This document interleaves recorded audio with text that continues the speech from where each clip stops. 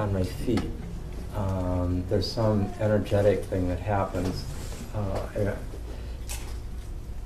It's not, I can think fine when I'm writing either way, but there's something about the extra level of extroverted force that has to happen to go from in here to out there that somehow standing helps me.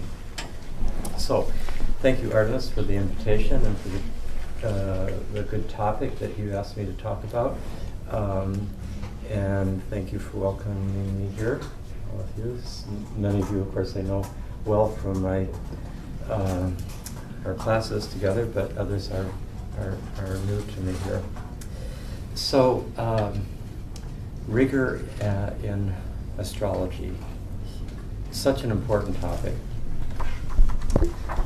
And in a sense, it reminds me, the word reminds me right away of the very first talk that was given at this series of, what I think I called it like the Tuesday night group, at Esalen about, wow, it was 30 years ago, this, right, exactly.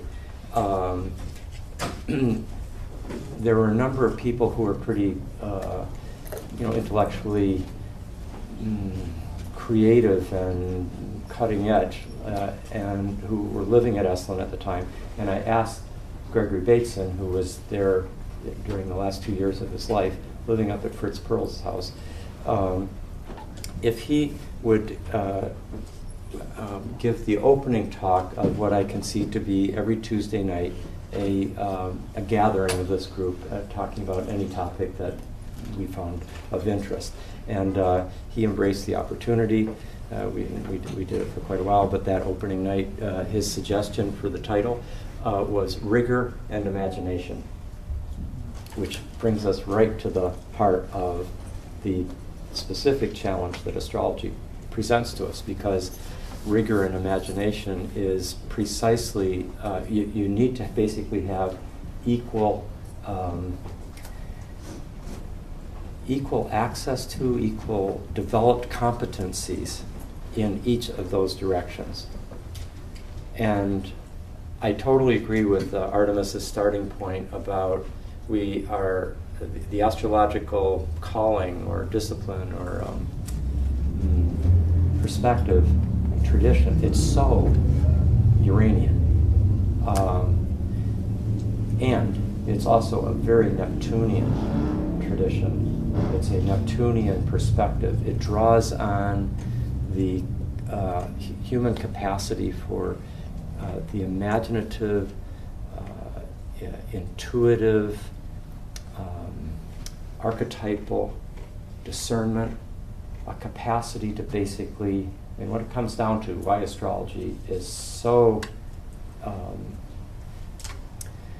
challenging to introduce rigor into its epistemology, is the fact that really we're dealing with gods. And you don't put gods into a quantitative double-blind study and expect to come out with anything like the dance that they're doing. They're laughing as you do that kind of a study, and eluding the crude tools that are being deployed by such an approach. But the fact that it's difficult is not a reason to, I'm just turning off my cell phone so that I don't embarrass myself. The fact that this is a specific challenge that astrology has perhaps as potently as any study I can think of, even more than psychology. Psychology's got its challenges, but astrology is like psychology with the added level of this divinatory and imaginative archetypal dimension so prominent. So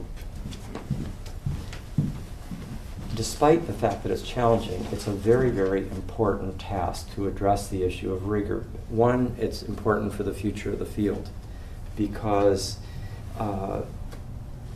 there's no way that astrology is going to move back into the center of culture where it belongs and where it was, and back to the center of a culture, a civilization's reflections that really needs it.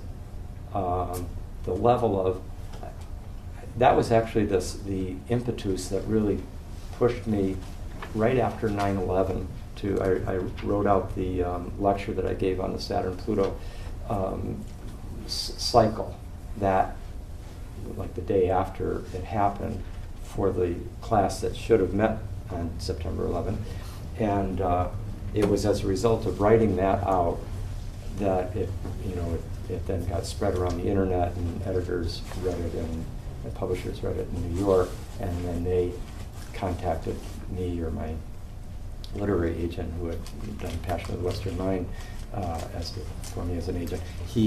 They wanted it published, the book that lecture represented.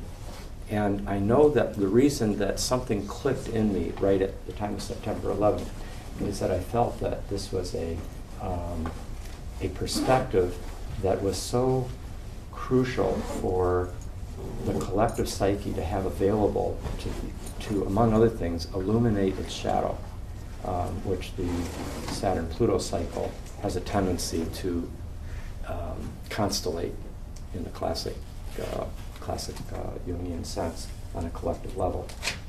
So a kind of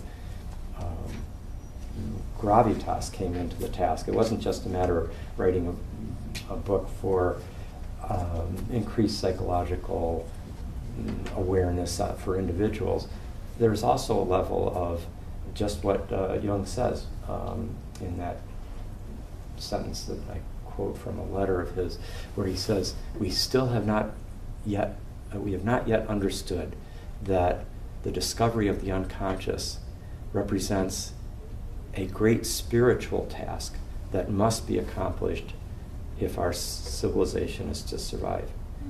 So anyway, that's the background of the importance of astrology generally, but to bring in rigor is crucial to allow it to move into into an accepted place within the discourse of our high culture and academic milieu, so that the critical intelligence that was painstakingly evolved over the last 1,000 years, just to take the European-American situation, but really it's especially the kind of critical intelligence that was very strongly developed after the scientific revolution and the Enlightenment. We need to use that level of intelligence, of critical analysis, and wed it to the profundity of psycho-spiritual, archetypal, imaginative understanding that it's a kind of solar-lunar conjunctio, to use the term of our this society's title. And for astrology's own dignity and responsibility, we need to bring in rigor. And we also, I think, and this is probably the bottom line, we need to have rigor for our own sake, and that of, if any of us see clients or share our insights with our friends or family, if one doesn't have rigor, if one doesn't have a certain self-critical awareness of how one is speaking about these mysteries, there is a great danger of stating things with all the authority that comes from the numinous dimension of the cosmos. like an astrologer or somebody who's speaking about, well, this is what this chart, what I see in this chart. The astrologer is carrying a certain numinous authority. A transference happens, much as it happens with a priest or a priestess in a religious context. You're in some ways seen as an interpreter of the divine will, of the cosmic mystery, of the cosmic intelligence. And if in that role, in the guise of that authority, you then say something that really represents an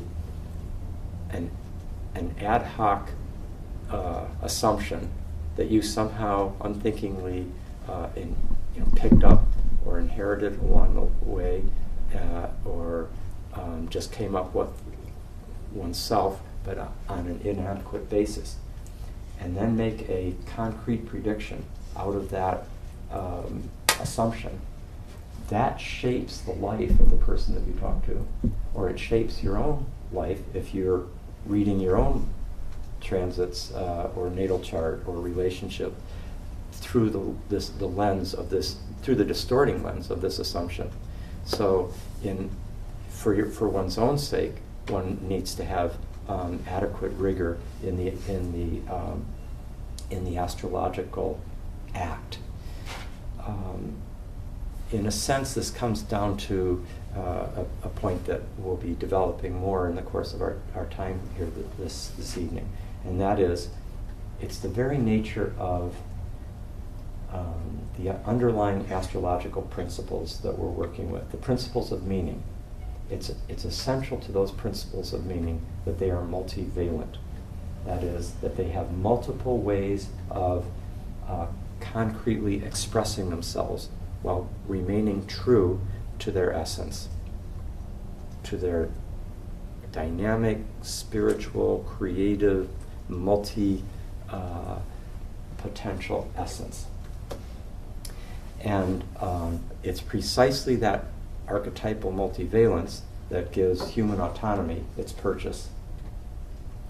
If you could read a chart and say, this is the way it's going to be, or this is what's going to happen to me or to you, or to the world, that's fate. That's the end of autonomy. There's a determinism in there, and a concrete linear mode of understanding that, to my best judgment, after 30 whatever years of intensive studying of this mystery, to my judgment, that's a deep misunderstanding of the astrological mystery, and that astrology really is archetypally predictive. It's not concretely predictive. And that, in turn, supports the underlying creative freedom of the cosmos, as well as of the human being. Because the cosmos seems able to respond to our own, our level of consciousness, to how we act at any given moment. The cosmos seems to reconfigure its ways of expressing what was already set in motion according to how we act, how we think, how we perceive, and the kind of energy we bring into the situation. It reminds me of those GPS devices when I was in the Netherlands the other day, where the person who was driving me to my lecture one morning to all these government agency young leaders, and I had to be on time at a fairly distant place in the Netherlands, and moving from here to here because there had been a big accident on the main freeway. Thousands and thousands of drivers were going out of the main freeway, where it was blocked for 15 miles straight, and going out into all the villages and towns and all these other towns. So as my driver was making his way from point A to point B, every time he turned, the GPS device would say, recalculating or recalibrating, something like that, and then all the directions would suddenly shift. Everything was going like this, the red lines and the number of minutes until destination would be reached. All this was completely shifted in a split second by the computer, and then he might 30 seconds later make a right-hand turn, and everything's shifted again. Recalculating, the voice comes over and that's what the cosmos seems to be doing with us all the time. We take a left turn rather than a right turn in our life. Oh, you're going to do that, says the cosmos, and then responds in a creative way that is somehow appropriate to that action. So there's something about what the astrological perspective that requires an awareness of this dialogically unfolding reality that is our human condition. And this, by preserving a sense of archetypal multivalence, that is the fact that the astrological, the position of that planet in your chart, or those aspects, this transit can express itself in a number of ways, and in fact, in a virtually unlimited number of ways, all of which nevertheless reflect the God, the archetypal complex, in all its creative multiplicity.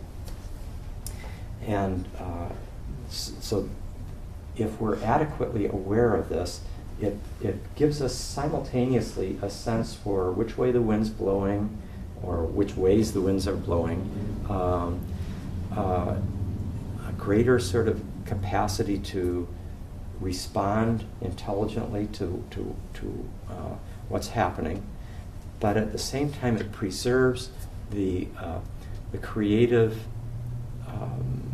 autonomy of the universe, and it honors these powerful, I think of them as like chordal structures that the archetypal principles represent in the music of our lives. The big, powerful, A major chord followed by a C sharp minor, and everything shifts as it moves from A major to C sharp minor. But the melody we decide to sing to that chordal shift, or the dance that we dance to it, is to a great extent part of our own responsibility. So this approach, one that honors this multivalence, it requires a certain self-aware critical rigor, to not fall into some single, literal, simplistic interpretation of a given astrological factor and think that that is the meaning of that factor, rather than a potential way in which that factor can express itself. And that frees us from the kind of fatalistic delusion that is in some ways the shadow of astrology, and it's a shadow in the human mind's way of thinking about life. Theologians who deal with the omnipotence of the divine will run into the same issue. Scientists who think about the omnipotence of genetic factors or Newtonian forces have each at different times gotten into a deterministic frame of reference. Now, as to how rigor has been, what place it has held in the history of astrology, it's really been notoriously insufficiently present. And I think in the contemporary world, it's quite, as astrology is widely practiced, the rigor really isn't there. And we're really needing to bring in a far greater degree of clarity of self-awareness, of the virtues of mind that all of you who are associated with a graduate school have been cultivating for your entire kind of academic career. In a way, this comes down to there's that famous distinction between the hermeneutics of trust versus the hermeneutics of suspicion. I think it was Paul Rigor who brought that distinction into our conversation. So with the hermeneutics of suspicion, that would be like Freud and Marx and Nietzsche, and basically it's questioning what's really going on here. This person thinks that they're doing something because of this, but it could be economic. They could be saying that they have this ideal and that's why they're doing this thing, but Marx reveals what's really happening under here is socioeconomic power interests. Or Foucault would be another one thinking that way. Or for Nietzsche, it's the will to power that would be often operative behind our high ideals. Or for Freud, it would be the libidinal unconscious is driving the show. Each of these are interpreters, that is, they're employing a hermeneutics, a mode of interpretation that is suspicious of what the surface is suggesting, or what the person is thinking that why they're doing something. But the hermeneutics of trust, Ricoeur said, we've so highly developed the hermeneutics of suspicion but we need a hermeneutics of trust. I make this argument, for example, in relationship to the cosmos itself, that the modern mind has become so suspicious of our projecting our need for meaning onto anything, and projecting our meanings onto anything, that it has created the bottom line conviction that the universe in itself is meaningless. And it doesn't recognize that that too is either a projection or a potential projection. So in a sense, this is a hermeneutics of suspicion that hasn't adequately turned the lens of suspicion on its own posture of suspicion. That's the postmodern mind's plight right there. But a hermeneutics of trust would give the open up the possibility that we are having that the universe is capable of carrying meanings and purposes that may be intelligible to us, and that it may actually in some ways be seeking to communicate from its interior to our interior, with which it is congruent.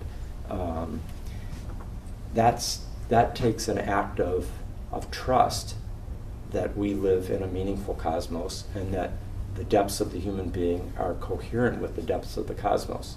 So it's a balance between the two. But if you just have the hermeneutics of trust and you don't balance it out with the hermeneutics of suspicion, then you get the lack of rigor. Then you get, whatever I see, whatever my intuition tells me, or as George W. Bush would say, whatever my gut tells me, that's what's real. That's the shadow side of the hermeneutics of trust. So we need both.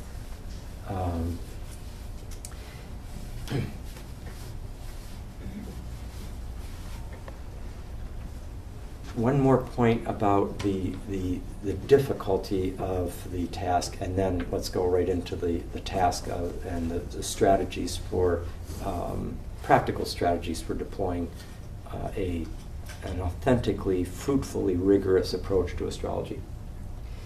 One of the big difficulties is certainly that there are so many factors involved in astrological analysis. The sheer multiplicity and complexity of factors that one takes into account in astrology makes it difficult to be adequately rigorous, because one can. This is a real problem if you read, typical articles in, popular astrological magazines. They will be bringing in so many factors about, the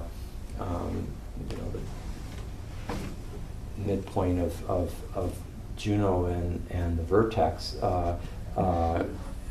and the progressed chiron in the fifth harmonic chart is doing this. And I mean, once you start bringing in enough factors, you can explain away anything, or you can explain anything.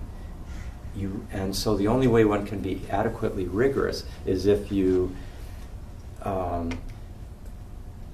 rein in the sheer multiplicity of factors and seek to see if there is a particular set of factors that you can observe carefully in a wide enough range of circumstances and in a sufficient number of cases that you can get a sense for, this is a pattern. But if you can bring in thousands of factors for any given, to explain any given event, then there is no limit to your ability to explain things and explain away things, and there's no disciplining restraint on being able to check whether this really is a factor to weigh. A second big difficulty is the resistance to statistical prediction. It's just the very nature of archetypes. I think it comes down to that as much as anything else. Archetypes are so richly multivalent. Jung has written beautifully about it. Hillman has. While there has been some statistical research that's been done with very interesting results, the Goklant research, it's so minuscule a result compared with the richness of the reality of astrological correlations, that it's like a kind of, it's such a crude instrument. It's like trying to play Beethoven's violin sonata with a sledgehammer. It just doesn't, do the job. The music is there, waiting to be heard, to be experienced, and we really need a sufficiently supple, sensitive, really a multiple intelligence, a multiple facultied approach to the act of astrological understanding in order to register it, in order to hear this music. And this therefore requires a cultivation of a capacity for archetypal discernment, what James Hillman calls the archetypal eye. And he says the archetypal eye is not something that can be developed simply like in the psychological, psychotherapeutic context. It can't be developed simply by studying case histories. It requires a deep study, this is still Hillman speaking, deep study of history, of culture, of biography, of the arts, of ideas, and the history of ideas. This is where the capacity for archetypal discernment develops. And what's remarkable is even Aristotle, not one you immediately think of as being tuned into this dimension, but it was he who, I came across a passage in the Poetics the other day where he says, the quote, in English translation, "The greatest thing by far is to be a master of metaphor." Archetypes are essentially, they're metaphors, in the capacity to recognize the archetypal patterning that unites the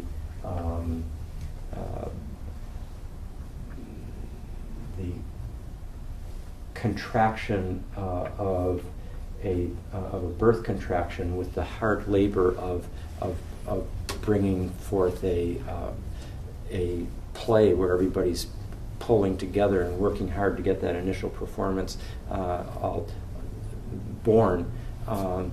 That takes to be able to see, oh, these are both birth contractions. These are both Saturn principles of contraction, of discipline, of hard work, of effort, of sort of serious, purposeful, focused action. To recognize the metaphor that's at work, uniting the two very different activities, that takes a form of understanding. And Aristotle says it is the metaphorical understanding is the one thing that cannot be learnt from others. He says a good metaphor implies an intuitive perception of the similarity in dissimilars. So even he was grasping this. I've come across a passage years ago from Robert Frost about how, like, a good poet has to know how to experience and deploy metaphors and how far it can be taken and so forth. But that's the remarkable thing about astrology.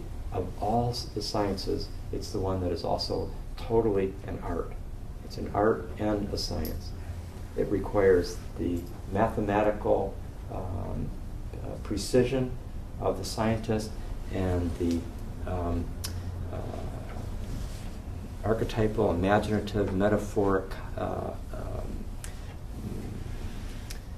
soul of a poet. And one needs both of those in a synthesis, not as separate realities, but as a synthesis. Okay, so now for some practical strategies, and then I'd like to open it up to discussion, both because I know there's people in the room who are very excellent practicing astrologers and know can speak with experience and authority about this, but also because others of you will either have questions or insights of your own to share. First, if you're at the beginning of this path, or really anywhere along the path of the first, let's say, the first years of study, one really has to be learning, taking in the tradition one way or another in order to get a sense for what the paradigm is. Every scientist needs this. One needs to learn the craft. One needs to learn the discipline, and that because, however, there is so much unrigorous and questionable and quaintly bizarre writing and teaching in astrology, it's really important to choose your teachers and your books that you're going to learn from. You have to choose those really carefully. Once you've found a trustworthy source of insight, then you really want to take that in deeply. The books that you find, like that you've really you have the sense that this is a trustworthy intelligence, that this person is not just spouting out keywords that they learned from somebody else, but that they've done a lot of research. There's a certain tentativeness to how they're presenting it. They're not with this kind of absolute, literal, predictive dogmatism that can immediately tell us that this is not a person that we are going to get the deepest insights from, and that we should trust at a deep level. Once you've found somebody that either a book or an author or a teacher, that you really get the sense that this person is trustworthy, then go deep in that directly. Read that text several times. Really take it in. Take it in until you pretty much know it by heart. Knowing it, though, at the same time that one is always testing it, looking at the you're basically taking the principles that you're learning and then checking. Now, your own chart is going to be the first point of empirical testing, because you know yourself better than you know anything else. Our self-knowledge isn't perfect, obviously, but we do have a direct grasp of the quality of our experience in a way that no one from the outside can match, and more than anything that we will know about anybody else's lives. So studying your own chart really, really carefully, and then your own life and all the transits in your life, all the major experiences that you've been through in your life, checking out what transits did you have during those experiences.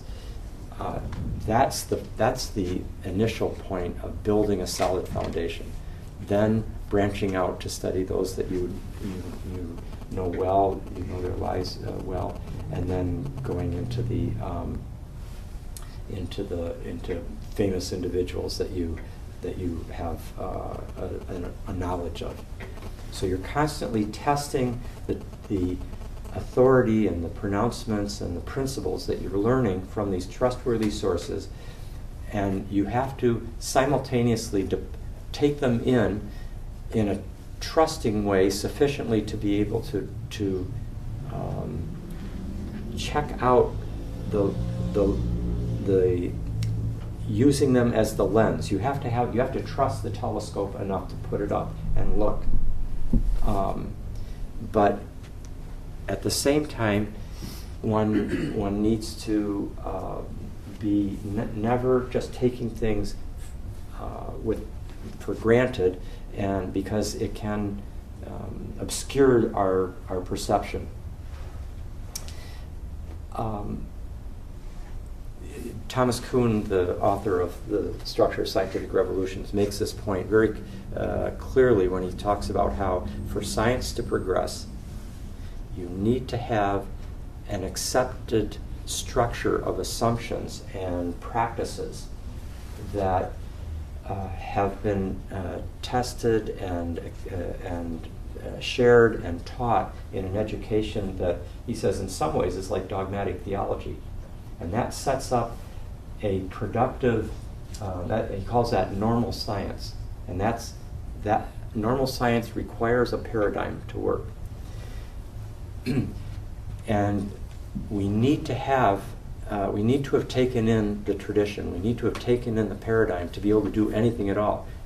I don't know anybody that can just look at a chart without any study of texts or having learned something from another astrologer, and who can just start making conclusions, unless they're, suddenly become a channel of some, discarnate astrologer from the 8th century BCE in Mesopotamia. Chances are that it reminds me of like what Karl Popper said, making this point in the area of philosophy of science. He would sometimes say to his students in the philosophy of science classes in the UK, he'd say, "Observe," and then he would talk to them later about how they fulfilled his injunction. And because there was no paradigm to work within, there was nothing fruitful. They needed to have to observe, they needed to have a structure of principles and assumptions that could permit a fruitful act of cognition. And so we need to do that, but always testing them.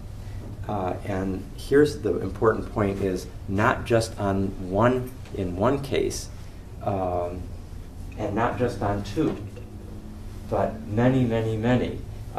So that this is a problem in psychoanalysis too. I remember there was once there's a joke actually in psychoanalytic circles where they would say, as a rule of thumb, never write a paper and pronounce a theory on the basis of one case history, on the basis of one case. You need at least two. And that seems like, very funny, but the fact of the matter is that's just, Freud basically started on, he had himself, and then one or two very interesting cases, and then suddenly a whole theory comes out of it. And the fact of the matter is that can be enough to get a very fruitful paradigm going. And then you start, refining it, modifying it, and so forth. Because a lot of times the universe speaks to us through a very powerful single case history. But at the same time, we really have to watch out for that tendency to project into the universal what one particular case is. Just because one person's father died when Saturn was going through somebody's 10th house doesn't mean everybody's father's going to die when Saturn goes through people's 10th houses. And so it really, you want to... I notice that a lot of times astrologers will make general statements because they haven't seen enough cases.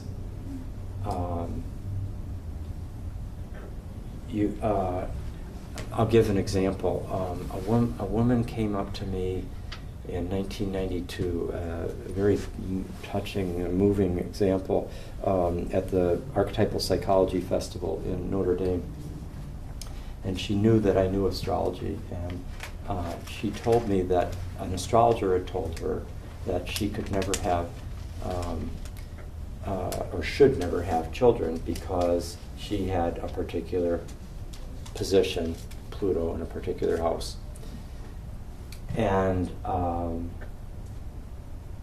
I was just so really angry with anybody that would say that, and I knew so well how that was not a valid principle. And I was able to just very quickly go in my own mind all the people that I knew at Pluto in that house and who had children that were wonderful and so forth. And so I could just tell her right away, because I had that database in my mind to just relieve her of that fear.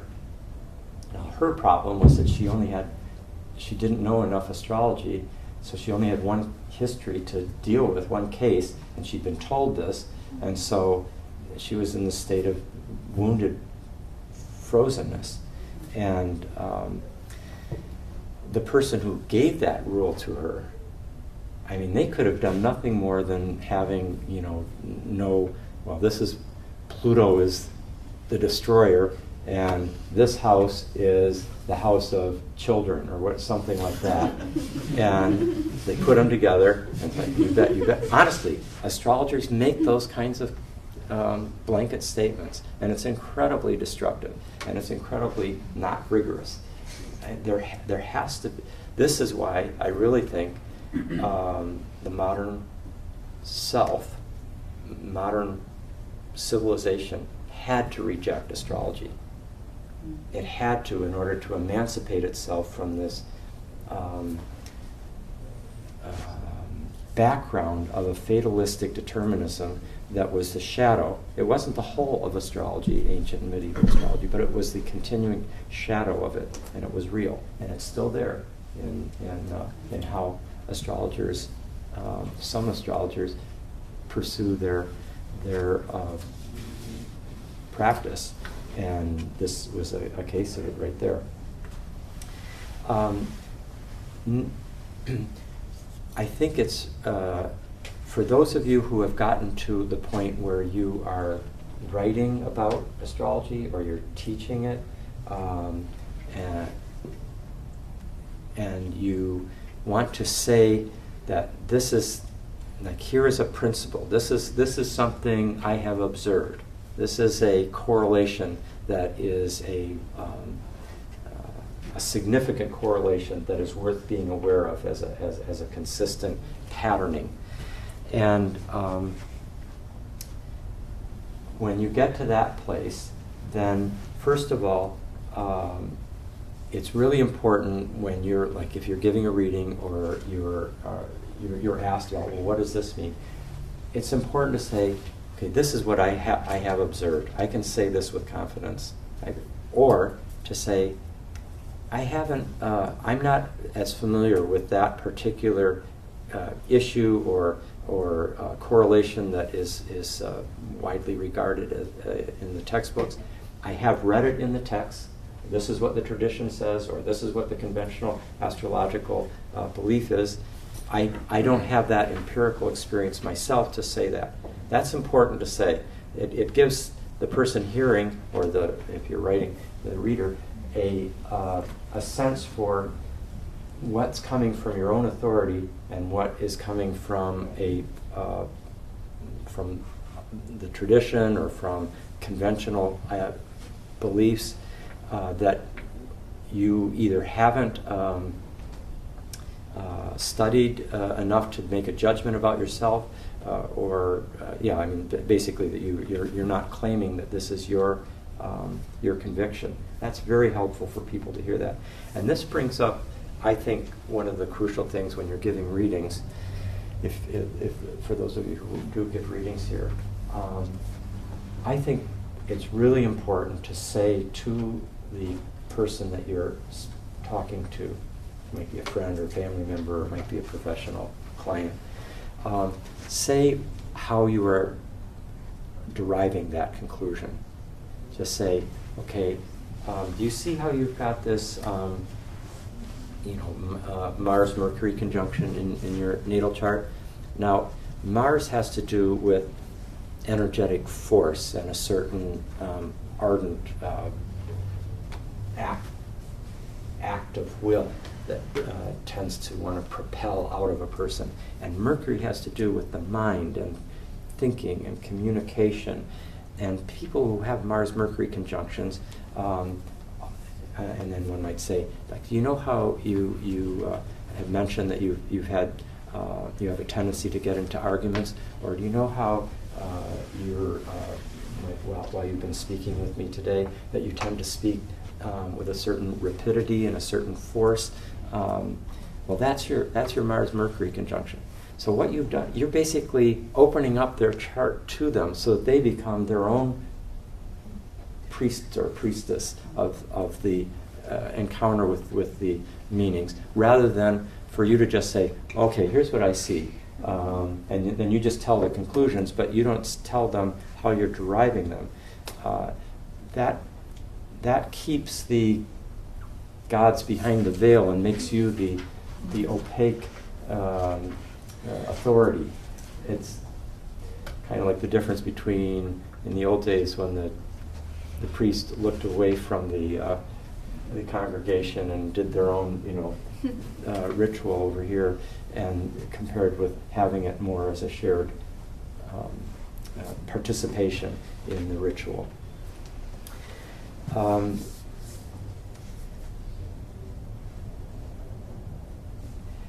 Then if you have, let's say you've seen a certain pattern, and then the next thing to do is to check that pattern. Let's say we're talking about, let's say the Mars-Mercury conjunction that I just kind of randomly pulled up.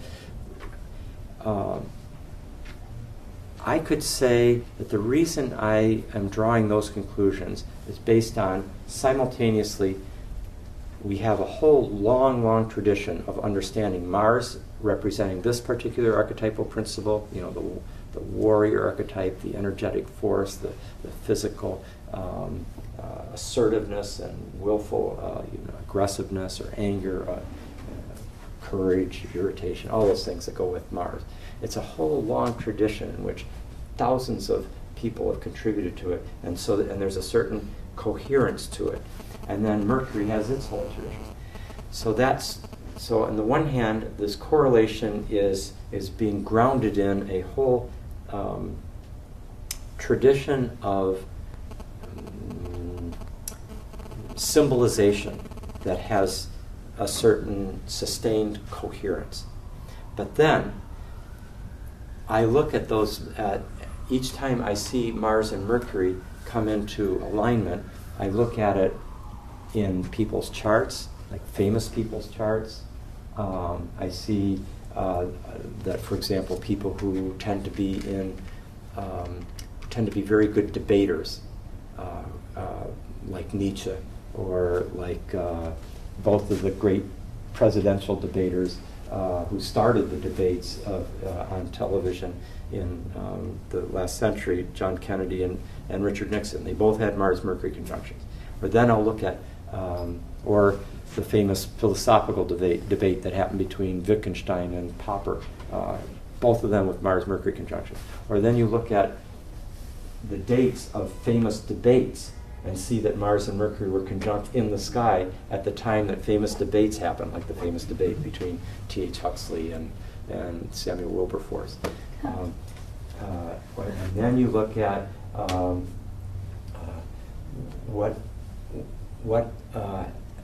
and this is something that I highly recommend.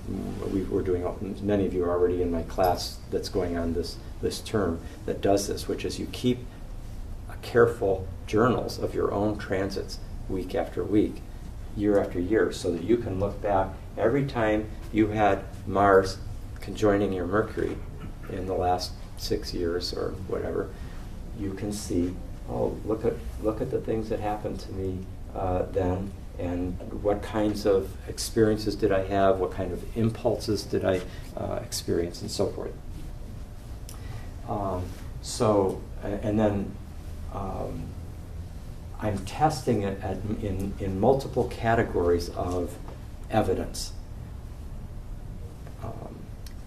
Individual personalities, famous people who are famous, like paradigm figures, and then also people in my personal field that I know and have a sense for. So I'm testing it at that level of natal charts, and I'm testing it at the level of transits, of personal transits, and then I'm testing it at the level of world transits, like when a in this case, like a major debate happened or something like that. There's other categories of you can test it too, like when you bring two people's charts together who are in relationship, and if one person's Mars is right on the other person's Mercury, you often find a certain tendency for there to be both a speed of verbal interaction and communication, but also a certain force that can tend towards argumentativeness. So these are all different ways in which you can be getting a sense for how well does this correlation hold up across the board. In fact, I would say it's good. This is where a good sense of history comes in, to be able to weigh the feeling for to be able to weigh the character of a particular moment in history. You need to know that history fairly well. And so having a good sense of history is important. Also, it's really great to study lots of biographies. personal biographies of individual biographies of people that you admire. Read. If you're into Tolstoy, read the big Tolstoy biographies, or Jane Austen, or Martin Luther King, or whoever it might happen to be, and then study carefully what transits did they have when they went through this powerful experience. What transit did Martin Luther King have when he had that spiritual opening that gave him enough courage to basically put his life on the line from then on in 1956? That kind of to really look and carefully. And to history and biography, I would add the arts, and that's why a lot of the courses that I've done here use music or film or comedy. In the case like when John Cleese and I did that course last February and March, we used comic creativity. Each of these is a great way of getting deep into the archetypal meanings, because the arts carry the archetypes directly with a kind of that's why they're so often bigger than life. It's because the archetypes are bigger than life, and they just come through with such vividness. And that points to something that I could say in this room that I don't necessarily say in every context that I might be talking about these matters in. And that is, it's really important to, I think for at least many of us, to get really deeply into the understanding of the archetypes and of the astrological mystery. It requires a certain amount of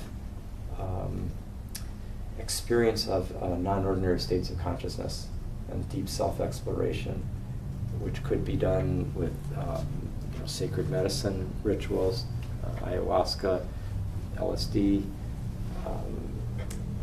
Could be spontaneous experiences that emerge in highly focused meditative states. It can be even cannabis can be an extraordinarily, if it's you're not just blowing it off in shallow socializing or something like that, which has its place, but there's also ways of using each of these sacred vision plants and cannabis itself in a way to do archetypal meditation, to be able to do active imagination, to be able to tune into. See, what you're doing is you're connecting the conscious to the unconscious. That's where art happens, and that's where a deeper astrological grasp of the archetypes comes from that. Some people, like Jungians, focus very much on dreams, so that dreams become the way in which the archetypes start to become actual and evidence themselves. For Stan Grof, it was LSD rather than dreams that gave a much more vivid experience of the archetype. For other people, it's the arts. I remember before I began my psychedelic journeys when I was 20, it was through the arts. I mean, if you see Bergman's Seventh Seal, or you read Moby Dick, or you go to a Shakespeare play, Romeo and Juliet or Macbeth, or you're seeing the archetypal. When in Othello you see jealousy, capital J, and it's given this articulate embodiment at an almost divine level, and it's a way of getting a sense for the archetypal.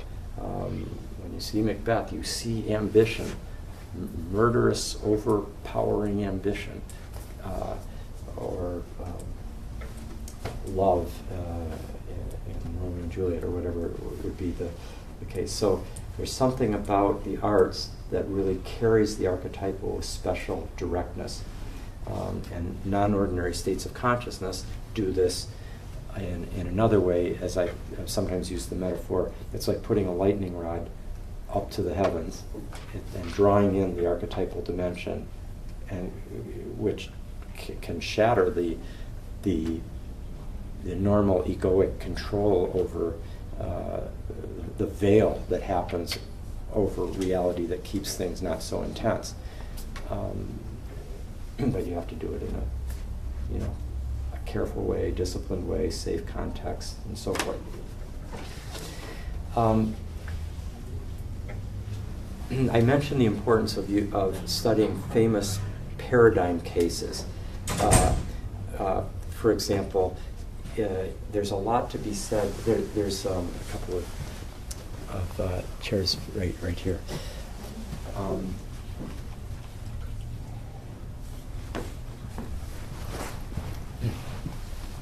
For example, if, let's say, we're thinking about Pluto, and if Madonna and Nietzsche, if you went to look at their birth charts, and Pluto was not in a prominent place in either of their charts, you'd have to go, there's something wrong with this assumption about the nature of Pluto that I've been working with, if these paradigm cases show no significant presence of Pluto, since they are so vividly embodying the Plutonic principle. It's the paradigm cases teach us so much. I mean, you can get a lot from the subtle ups and downs of your daily life, but the really dramatic things tell us the most.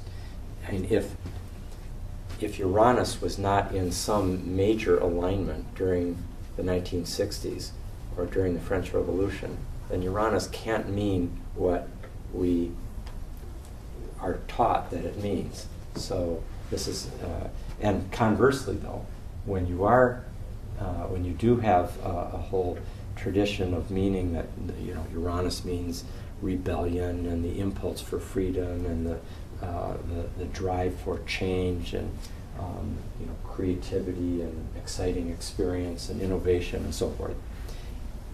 And you learn that Pluto has to do with this overpowering force that drives and compels whatever it's touching to titanic dimensions of intensity that can be even destructive as well as kind of highly sexualized and so forth.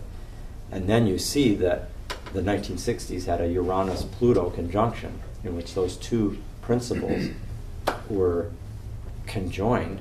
Then two things happen. That illuminates the decade, and the decade illuminates the conjunction. And this is the music that astrology can produce, namely the knowing the planetary positions for a particular person or era or transit. That by itself, if you don't know what happened and you just have the planetary positions, it's a highly abstract kind of knowledge, and it's empty in a certain way.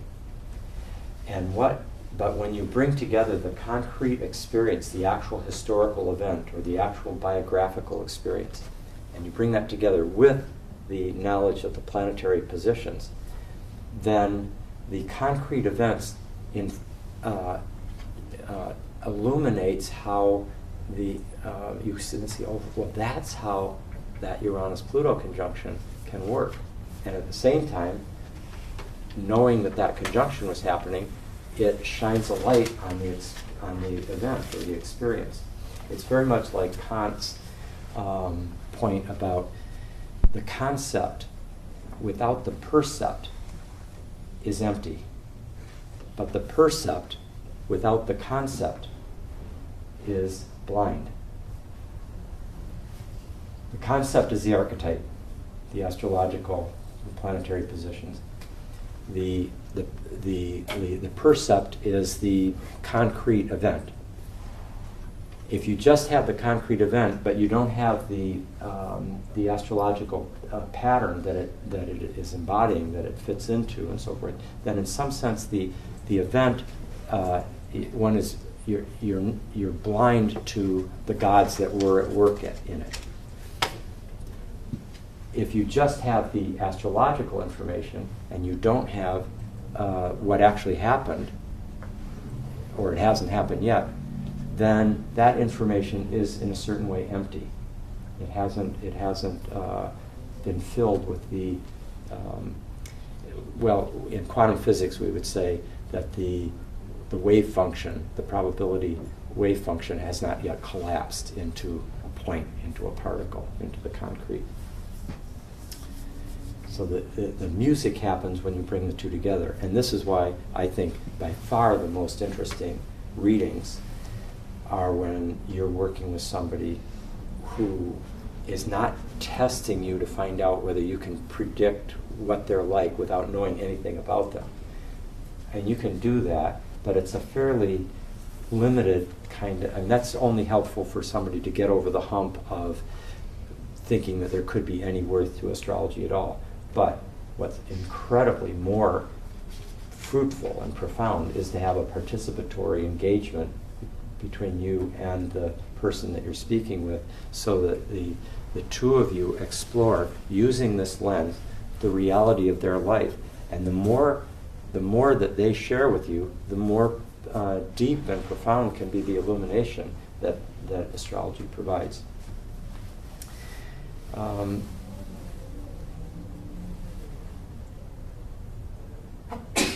Study and preserve the anomalies. In other words, the things that don't fit your theory, that don't fit the way you would have expected it to have turned out. You look up the transits and, that's interesting, that's not what I would have expected. If you keep track of those, they're eventually going to teach you something that you didn't know before. Like, oh, I now see these alignments, they really have a bigger orb than I thought. I was trying to fit it all into 3 degrees, and really they have it's a much bigger waveform that is at work. That kind of thing. What I'm saying is we need to have reality teach us the astrology.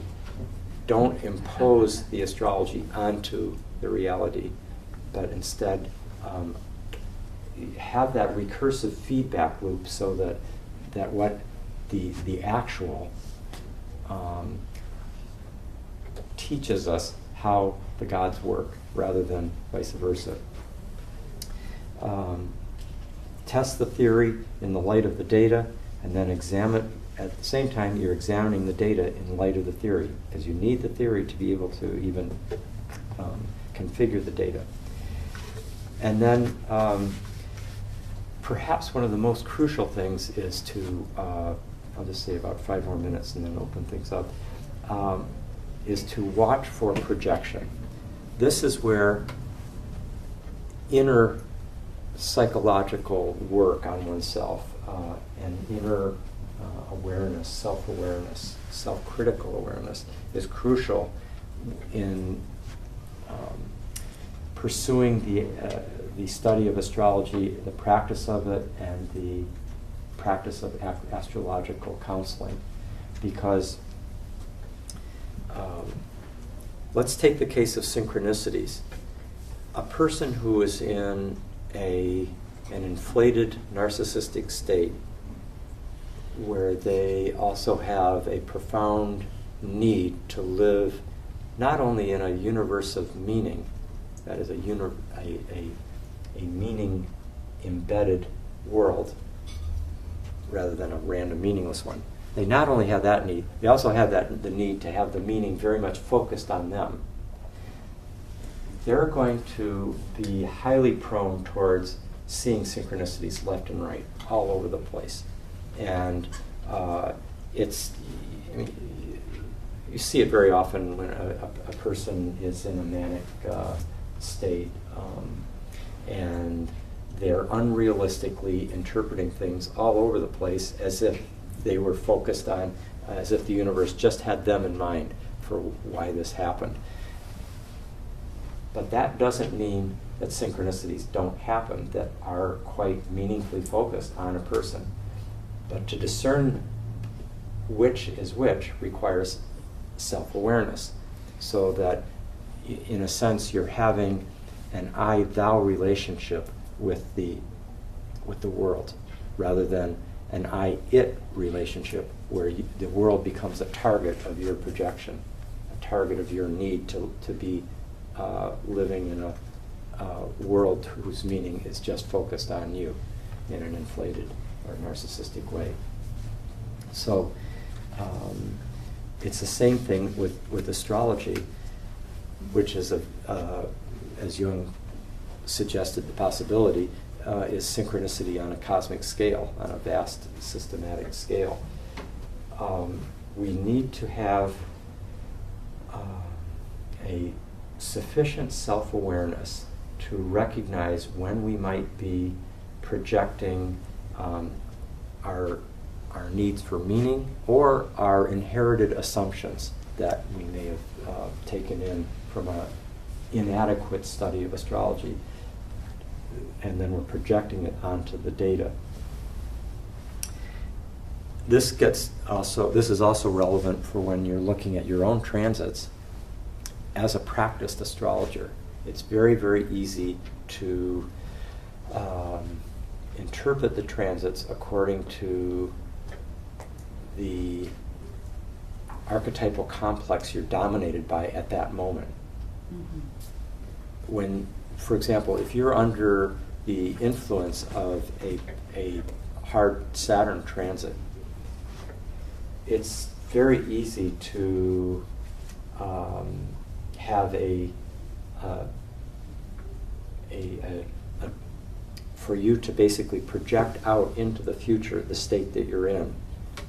It colors your vision so that as far forward as you can see, it's the same as where you are right now, even though reality is going to keep unfolding and surprising you, and you're going to eventually get you'll click out of the gestalt that you're confined in at any given moment. But Saturn is very convincing in shaping the vision, and at its most extreme, it shapes the vision at its most negative extreme to a no-exit situation, where it's never going to get better. And so one has to be very careful of projecting one's fears onto what is otherwise a much more open, multivalent possibility. The same thing is true about wishes, projecting one's wishes as well as one's fears. And this, astrologers have to watch this, because if they, when they're counseling others, people who haven't been, in a sense, come to terms with life in a way, with life and death, with how everything, well, to use Nietzsche's beautiful phrase, how all pain is birth pain. Until one gets that insight deeply, one is constantly trying to protect oneself and everybody else from in a fearful attitude about the suffering that is necessary for transformation. And so one's readings can be distorted by this phobic response to life. And one can just say, oh, this Saturn, it's just going to be really bad here. And, or this relationship doesn't have a chance. And that kind of, a lot of it's coming from the limitation of one's own experience of relationships or experience of life, the experience of how going down very deep can actually be crucial to becoming whole. So that's where life experience and inner work on oneself is so important.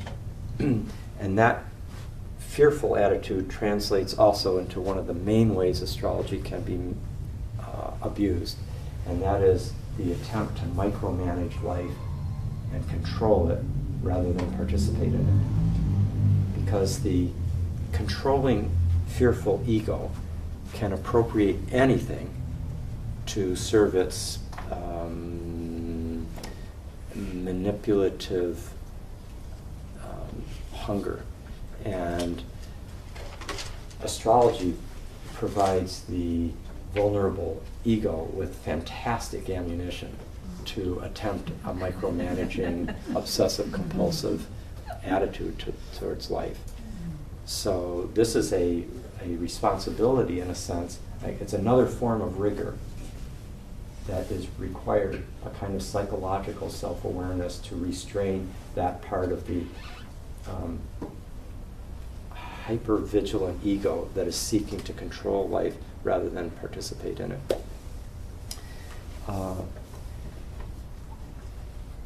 And I think I'll just, I've mentioned the importance of not the leaping to conclusions about correlative patterns on the basis of insufficient data. That's, of course, a major kind of intellectual rigor that's required in this. Howard Gardner has that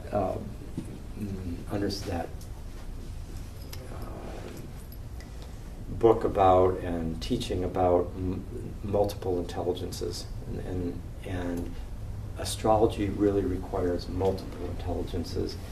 It's an intelligence that it's not only it's of course there's a mathematical dimension, there's an imaginative intelligence that is crucial for archetypal discernment, which we talked about, but there's also a psychological and emotional kind of intelligence, a relational intelligence that's important.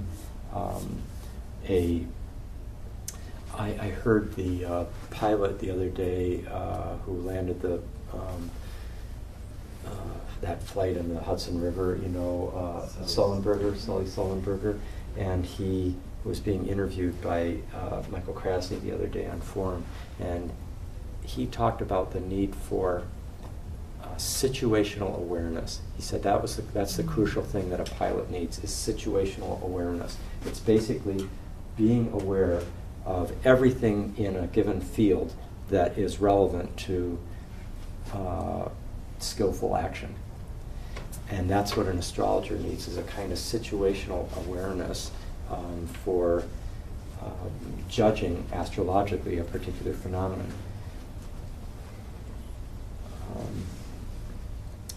And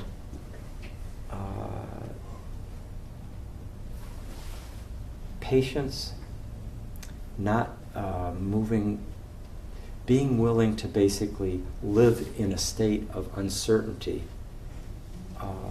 without grabbing for a definite, certain dogmatic interpretation of something, and a certain patience in allowing the universe to reveal its pattern to you rather than impose your need for the pattern to be there on the world. It's a kind of active receptivity that is required. A kind of active receptivity is the epistemological requirement.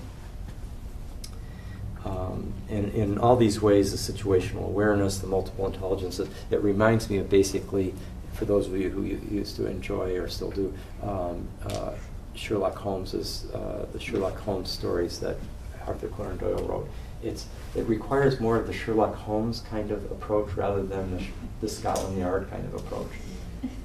Scotland Yard is basically trying to do the statistical tests of astrology.